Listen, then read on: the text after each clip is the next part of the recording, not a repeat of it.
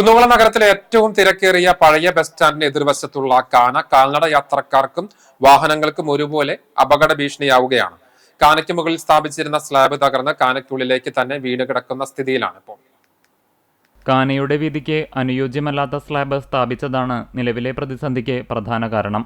കൃത്യമായ അളവില്ലാതെ പാകിയ സ്ലാബ് ഉറച്ചു നിൽക്കാതെ കാനയിലേക്ക് തന്നെ പതിക്കുകയായിരുന്നു. നഗരസഭയുടെ ഭാഗത്തു നിന്നും സ്ലാബ് പുനഃസ്ഥാപിക്കാൻ പലതവണ ശ്രമങ്ങൾ നടന്നിട്ടുണ്ടെങ്കിലും അവയൊന്നും ശാശ്വതമായ പരിഹാരമായില്ല. ഓരോ തവണ സ്ലാബ് മാറ്റുമ്പോഴും ശാസ്ത്രീയമായ പരിശോധനകൾ നടത്താതെ പഴയപടി തന്നെ തുടരുന്നതാണ് ജനങ്ങളെ വലയ്ക്കുന്നത്. പഴയ ബസ് സ്റ്റാൻഡ് പരിസരമായതിനാൽ നൂറുകണക്കിന് ആളുകളാണ് നിത്യവും ഇതുവഴി കടന്നുപോകുന്നത്. രാത്രികാലങ്ങളിൽ വെളിച്ചക്കുറവ് കൂടി അനുഭവപ്പെട്ടാൽ വലിയ അപകടങ്ങൾ നടക്കാൻ സാധ്യതയുണ്ട്. കാനയുടെ ഈ അവസ്ഥ സമീപത്തെ വ്യാപാരികളെയും സാരമായി ബാധിക്കുന്നുണ്ട്. സ്ലാബ് തകർന്നതോടെ റോഡിന്റെ വശങ്ങളിലൂടെയുള്ള വാഹനങ്ങളുടെ പാർക്കിങ്ങും സുഗമമായ യാത്രയും തടസ്സപ്പെടുന്നു. നഗരത്തിലെ പ്രധാന കേന്ദ്രമായിട്ടും ഈ പ്രശ്നത്തിന് ഒരു ശാശ്വത പരിഹാരം കാണാൻ അധികൃതർക്ക് കഴിയുന്നില്ല.